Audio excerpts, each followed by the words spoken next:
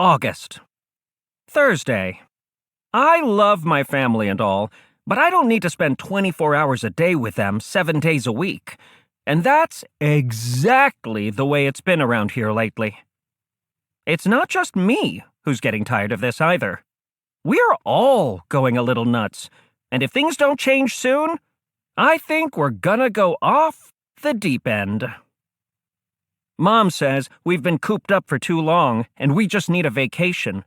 But what we really need is a vacation from each other.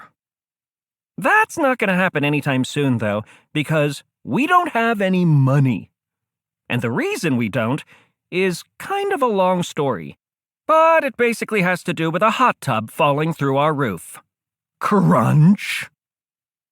We've been living in Grandma's basement for 2 months, and I don't know how much longer we can keep going like this.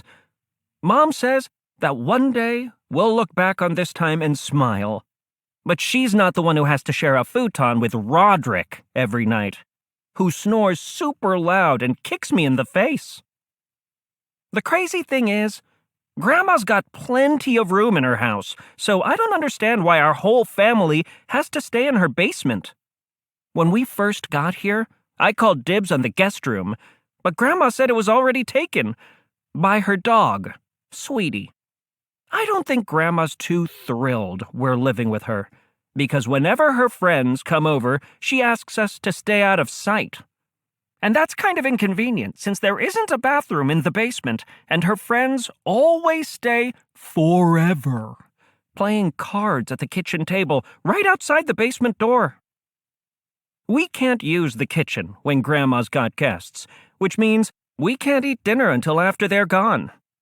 But last night, I guess Roderick got sick of waiting, so he heated up some leftover pizza in Grandma's dryer. There's no TV in Grandma's basement, so the only thing we've got to entertain ourselves with is each other. And believe me, watching Mom and Manny perform the evening news as a puppet show is not enough. Mom says being bored is good because it makes you use your imagination. But whenever I try it, I always end up imagining the exact same thing. Roderick blasting off from our futon on a rocket ship to outer space. Something that's making the situation a lot harder is that Dad is working from home this summer, which means he's always around. And whenever Dad has a meeting, the rest of us have to pretend we're not there. But that's not always easy to do, especially when you've got a naked 3-year-old running in front of the computer monitor. Most of the time, I just try to keep myself busy. Grandma's got stacks of puzzles down in the basement, and I've done a few of them by myself. But Mom always lets Manny put in the last piece to make him feel important. If you ask me, I don't think Mom's doing Manny any favors by babying him. And it's gotten a lot worse since we started living at Grandma's. Sometimes, after dinner, we'll play a board game as a family, but Manny can't handle complicated rules, so we always end up playing a game that doesn't require any skill, like slides and rainbows. We have to go to bed before it's even dark outside, because we're all on Manny's schedule. These days, Manny's favorite bedtime story is a Noah's Ark picture book. It's about this guy who hears it's going to rain for a really long time, so he builds a giant boat to ride out the storm with a bunch of animals. The illustrations in Manny's book are all cartoons, and they make it look like a flood that wiped out half the earth was kind of fun.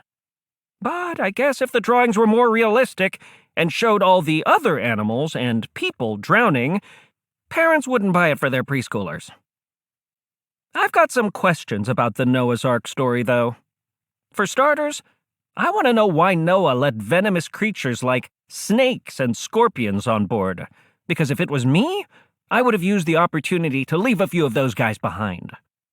And then I would have used the extra space for more of the good animals, like puppies and hedgehogs and those pygmy hippopotamuses.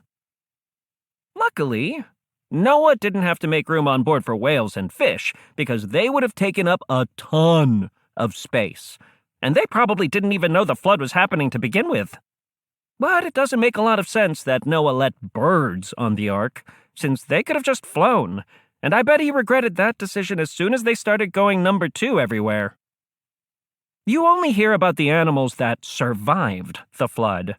But sometimes, I wonder if there were some cool animals that didn't make it into the boat, like the 2-headed rhinoceros, the alligator duck, and the platypus horse beaver. The way the story goes, after it rained for 40 days and 40 nights, it took 150 days for the floodwater to go back down.